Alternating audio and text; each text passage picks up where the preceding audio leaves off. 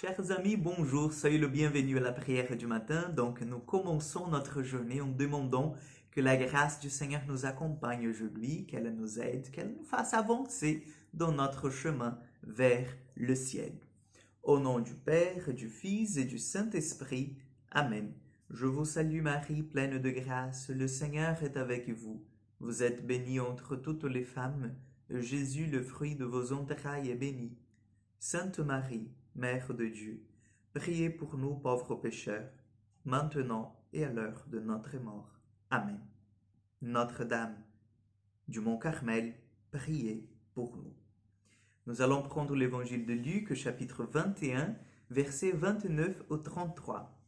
En ce temps-là, Jésus dit à ses disciples cette parabole.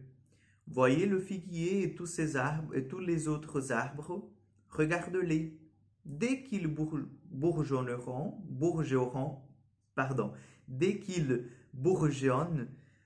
vous savez que l'été est tout proche. De même, vous aussi, lorsque vous verrez arriver cela, sachez que le royaume de Dieu est proche. Amen, je vous le dis, cette génération ne passera pas sans que tout cela n'arrive. Le ciel et la terre passeront, mes paroles ne passeront pas. Acclamons la parole de Dieu. Moi, j'aime bien, en fait, cet extrait de l'Évangile, ce passage, où Jésus lui-même le dit à ses disciples, « Le ciel et la terre passeront, mes paroles ne passeront pas. » Chers frères et sœurs, notre foi repose sur les paroles de la vie éternelle, sur des paroles qui ne passent jamais. Le ciel et la terre passeront. Tout ce que nous voyons aujourd'hui, tout ce que nous pouvons toucher et voir par nos yeux, cela, ça passe et ça va passer.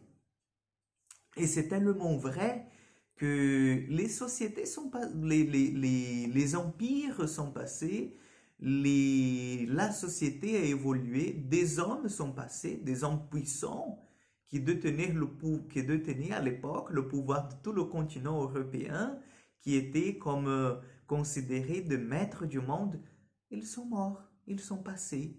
Et aujourd'hui, ils sont dans l'histoire, mais c'est leur unique façon de vivre en nous, c'est qu'ils sont dans l'histoire, mais ils ne sont plus avec nous.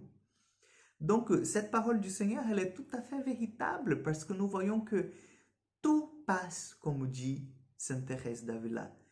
Mais tout passe, mais Dieu, lui, il permanent. Et il est là avec nous. Il est là avec nous. Dieu seul suffit. Dieu seul suffit. Et lorsque le Seigneur, elle dit, mes paroles ne passeront pas, ben, on contemple dans l'histoire. Donc, tous ces gens, toutes ces sociétés puissantes, ces empires puissants sont venus, sont passés, ils se sont écroulés, mais l'évangile demeure pour toujours.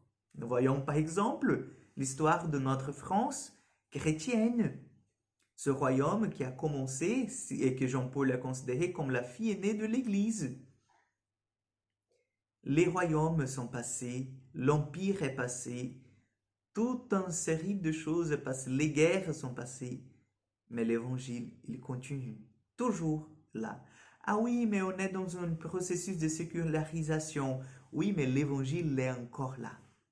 Il est encore là. Et la preuve, c'est que vous êtes de l'autre côté, en train de prier avec moi. Donc, les paroles, le ciel et la terre peuvent passer, mais les paroles du Seigneur, non. Elles demeurent pour toujours et elles produisent du fruit. Donc, nous allons demander au Seigneur que nous aussi, nous puissions connaître et vivre ce signe de la fin du temps, de la venue du Seigneur. Non pas pour nous affoler, pour nous dire, mon Dieu, tout est fini, qu'est-ce que je fais maintenant? Et je n'ai pas eu le temps de... Non. C'est tout à fait pour que nous puissions nous inscrire dans une démarche de conversion, de changement de conduite. Changement de conduite. Nous avons besoin. Nous avons besoin de demander la grâce de Dieu pour que nous puissions avancer, pour accueillir en nous le royaume de Dieu qui est tout proche, qui est à côté de nous et qui frappe à notre porte. Mais parce que nous avons choisi le péché, il ne peut pas s'installer davantage en nous. Donc demandons au Seigneur que nous puissions accueillir ce royaume de Dieu de façon généreuse et renoncer le royaume de Satan, renoncer le pouvoir des ténèbres sur nous. Avant de vous donner la bénédiction, je vais vous laisser un petit devoir. Donc, nous sommes déjà à la veille du temps de l'Avent et nous allons partager ce moment de prière. Donc, je vous invite à envoyer maintenant le lien de cette vidéo à quelqu'un que vous connaissez ou à des personnes à votre entourage qui ne sont pas encore avec nous dans cette prière du matin. Je suis très heureux de voir en fait que nous sommes à peu près une cinquantaine par jour à suivre ce moment de la prière du matin et ça me réjouit beaucoup.